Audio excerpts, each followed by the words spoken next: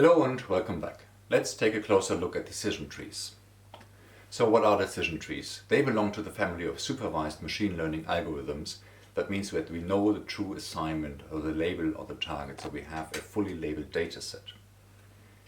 Essentially they work off tabular data, and in this sense they are more a traditional machine learning algorithm. So we feed in tabular data into the tree and out comes our predictions. So each event or each data point that we want to analyze is described by multiple variables, the features or feature variables or attributes. If you come from the area of statistics, they would be called the independent variables. In material science, they seem to be called descriptors and so on. So there are many different names for those. We mainly stick to features or feature variables. As we said, it's a classical machine learning algorithm, so that means that the human derives these feature variables using their expert knowledge. In the machine learning algorithm, the decision tree maps this to the prediction. And the name for the decision tree really comes from the fact that we define it in terms of branches and leaves.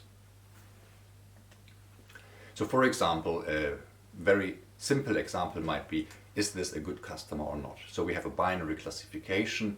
Is our customer valuable, however we want to define this? So we need to define some features about this customer. So for example, their available income or the number of purchases per month and the amount of money they have spent in the last month. And essentially what the decision tree does is they build a set of rules. Is this a good or bad customers, by splitting the variables in sequence, and we can use the variables more than once according to a certain criteria. And the training is then essentially finding the best splits. So here we have a very simple decision tree. Right? We choose a root variable to start from, and then we define the split value for this variable, and then we go on to the next variable, define the split, and so on. And sort of the depth is defining our branches, and at the end we have the leaves, and this is where our decision is made, and is it a good or bad customer.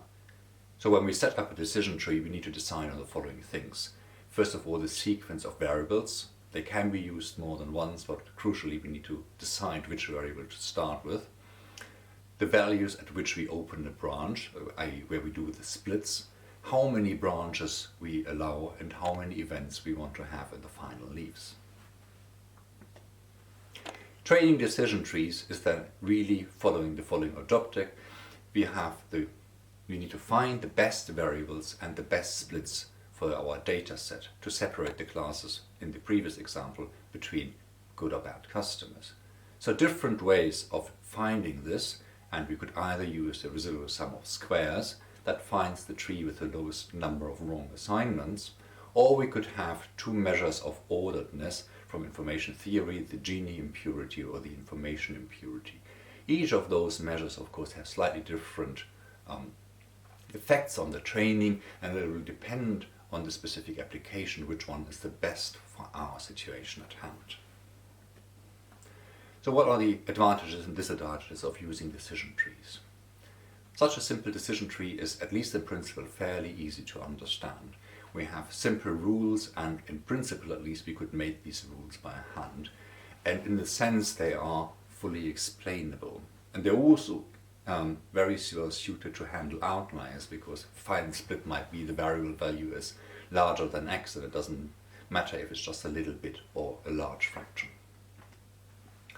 However, these simple decision trees also ignore the correlations between the features, and we already know that most variables will be correlated to some extent. That means that the splits of the variables influence the future behavior of other variables. That in turn means that the order of variables will matter. So depending on which variable we start with and then which we choose next, we will get a slightly different result, or maybe even not so slightly different result, depending on how we choose the variables in which order. These simple trees are also very prone to overtraining, because we could have a perfect training if we have so many branches and only leaves with very few data points. Right? If each leaf would only contain one data point, it would be, by definition be very pure. So to mitigate this, we built forests of trees, and this is a method of assembly lambing, and we focus this in the next lecture.